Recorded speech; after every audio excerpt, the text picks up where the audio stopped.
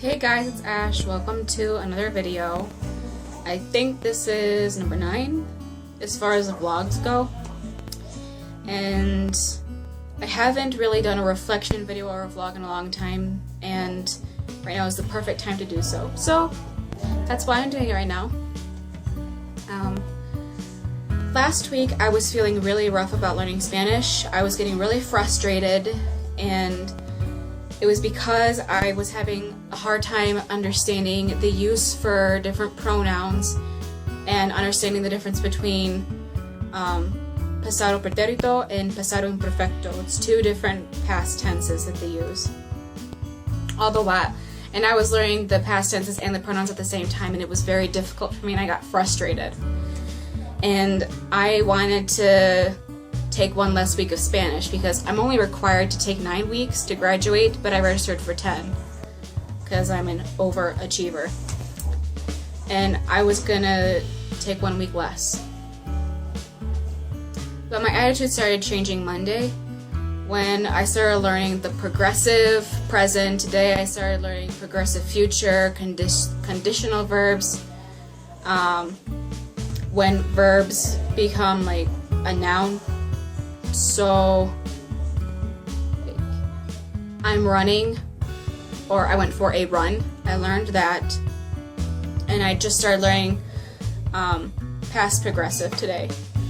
And I didn't exercise with pasado pretérito and pasado imperfecto again today as a refresher, and I'm getting it a lot better.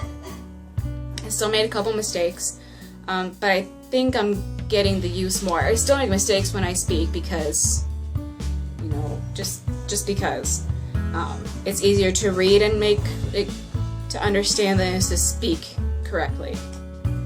But I was really having trouble with that, and it got me frustrated, and I just kind of hit a wall where I was like, I'm done with Spanish. I don't want to learn anymore. I've had my fill.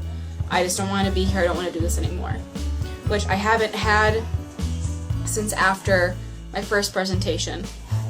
Speaking of which, my next presentation is tomorrow, and I'm actually excited because I understand more Spanish now, and I can speak more fluently, and I can use different tenses to express my thoughts and ideas.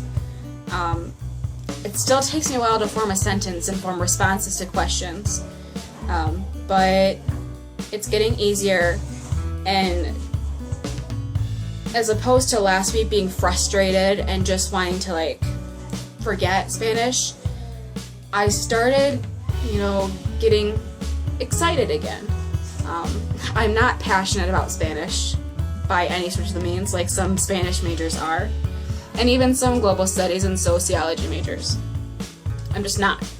But I am beginning to enjoy it more because it's not so much of a strain. It's still hard, but I'm finding joy in it now, which I wasn't before, because it just felt like overload. But yeah, things are going great.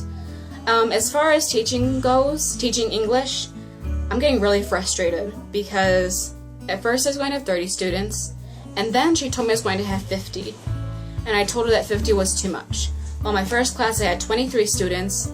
Then the second class I had 17. Last Tuesday I had 8 students, and then last Thursday I had 14. Yesterday I had 5 students. And all of these people work at the hotel. All of these people, well, most of these people are my senior. They're my elders. And Semana Santa is approaching, Easter, or Passover for some people. It's approaching, and the hotels get really busy, and the city gets really crowded. It's something like the city, depending on who you ask, the city doubles in population or quadruples in population, because people come from out of the country, out of the city, out of the continent for Semana Santa. So, because the hotel's busier, they need more workers, so less people can come to class because they have to work.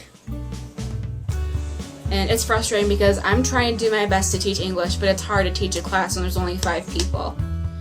because when you have more people, you have more questions, there's more interaction, you can get more conversation, and yeah.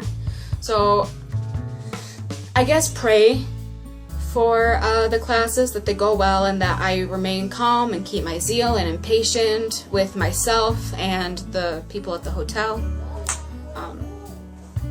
But there's some frustration with that. But back to weeks and shortening classes. I'm still going to take 10 credits, but I took my last week, the 10th week in my 4-credit class for conversation, and I've condensed it into the next 3 weeks. So I remember my schedule. So instead of having class from 8 to 12, Monday through Friday, with the exception of going to Lake Atitlan, the 27th and the 30th, which is Friday through Monday, the last of March.